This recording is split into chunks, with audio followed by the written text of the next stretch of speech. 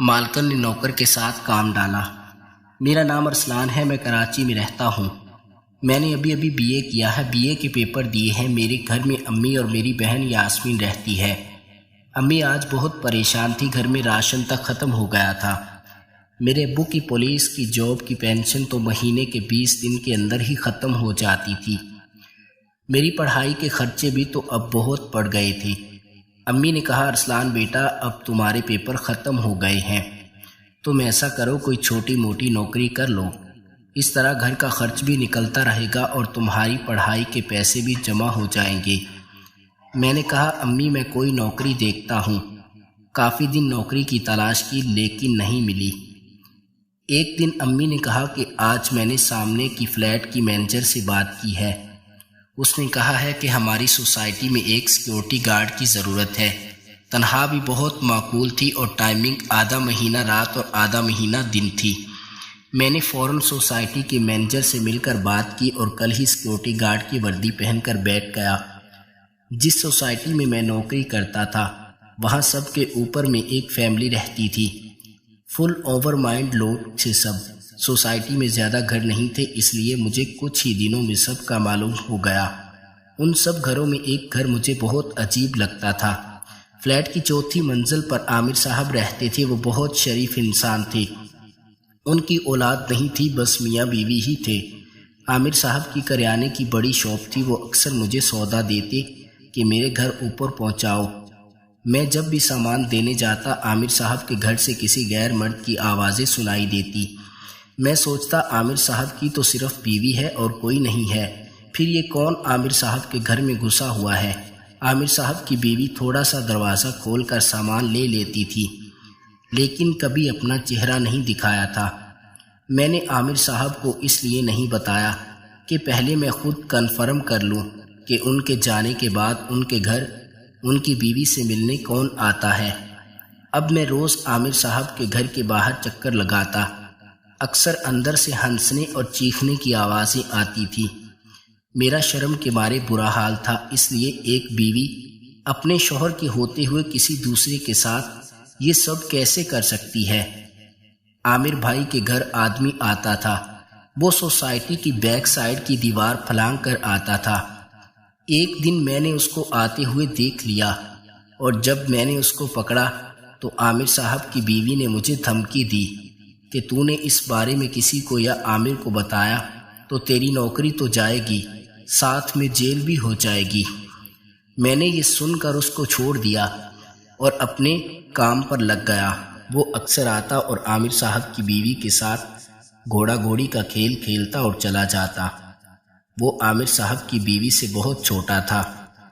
اب میں نے ایک راستہ دیکھ لیا تھا عامر صاحب کے گھر کی بیک سائیڈ کا، جہاں سے وہ جاتا تھا وہاں ایک کھڑکی تھی۔ اب میں وہاں سے دیکھا کروں گا کہ وہ لڑکا اندر عامر صاحب کی بیوی کے ساتھ کیا کرتا ہے۔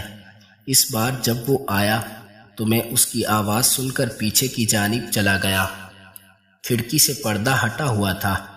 میں نے جب عامر صاحب کی بیوی کو اس لڑکے کے ساتھ دیکھا تو میرے ہوش اڑ گئے۔ عامر صاحب کی بیوی اتنی خوبصورت، گوری مکھن کی طرح، اور اس کے فٹ بالز کی کیا ہی بات تھی۔ میں سائڈ پر ہو کر ان کو کرتے دیکھنے لگا۔ وہ لڑکا بس عامر صاحب کی بیوی کے پیچھے کی سڑک ہی استعمال کرتے جا رہا تھا۔ اس کا ہتھیار بھی اتنا بڑا نہیں تھا جس سے عامر صاحب کی بیوی ڈر جائے یا اس کو لے کر فل انجوائے کرے، بس گزارا ہی کر رہی تھی۔ مجھے پتہ بھی نہیں چلا کہ عامر صاحب کی بیوی نے کھڑکی میں مجھے کھڑا دیکھ لیا تھا۔ جب وہ دونوں فارغ ہو گئے تو میں اپنی جگہ پر جا کر بیٹھ گیا۔ اس کے جانے کے بعد میں عامر صاحب کا سامان دینے اوپر گیا تو آج ان کی بیوی نے مجھے اندر آنے کا کہا۔ میں تھوڑا گھبرا بھی گیا اور حیران بھی تھا کہ وہ کیوں مجھے آج اندر آنے کا کہہ رہی ہے۔ میں ہمت کر کے اندر چلا گیا۔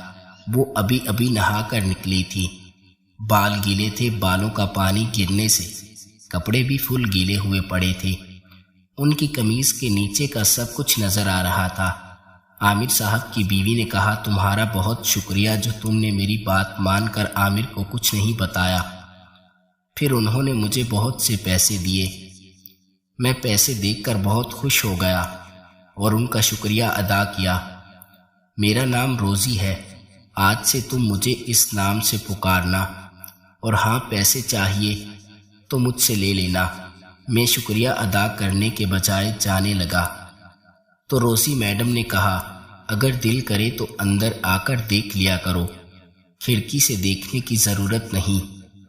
میڈم روزی کی بات سن کر میں شرمندہ سا ہو کر کہنے لگا ٹھیک ہے میڈم۔ ایک دن میں سامان دینے میڈم روزی کے کمرے میں گیا تو وہاں سے پھر آوازیں آ رہی تھی۔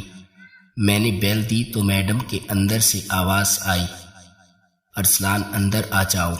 میں اندر گیا تو میڈم روزی اور وہ لڑکا لگے ہوئے تھے۔ مجھے دیکھ کر میڈم روزی کو کوئی شرمندگی نہیں ہوئی، الٹا وہ اور اونچا اونچا چلانے لگی۔ میڈم روزی نے کہا ارسلان کیا تم بھی ہمارے ساتھ یہ کھیل کھیلو گے؟ میں نے کہا روزی میڈم میں اکیلا آپ کے ساتھ کروں گا۔ میں نے میڈم روزی کے سامنے یہ شرط رکھ دی کہ آپ اس لڑکے کو چھوڑیں اور میرے ساتھ محبت رکھیں تو پھر میں آپ کے ساتھ سب کچھ کروں گا۔ میڈم روزی اس بات پر تیار ہو گئی اور اس لڑکے کو گھر سے بھگا دیا۔ پھر میں میڈم روزی کے ساتھ روز ہی سامان دینے جاتا اور اپنی خواہش کو پورا کر لیا کرتا تھا۔ میڈم روزی مجھے بہت چاہنے لگی تھی اور مجھ سے محبت کرنے لگی تھی۔ میڈم روزی نے مجھے بہت سارے پیسے دیے جس سے میرے گھر کے حالات بھی ٹھیک ہو گئے تھے۔ اب میں میڈم روزی کا دیوانہ ہو چکا تھا اور اپنی نوکری کے ساتھ ساتھ اپنے گھر کے حالات بھی ٹھیک کر رہا تھا۔ اب میری شادی ہونے والی تھی تو میڈم روزی نے کہا کہ میں ایک شرط پر تمہاری شادی ہونے دوں گی، اگر تم مجھے بھی پیار کیا کرو گے اور اپنی بیوی کو بھی کیا کرو گے۔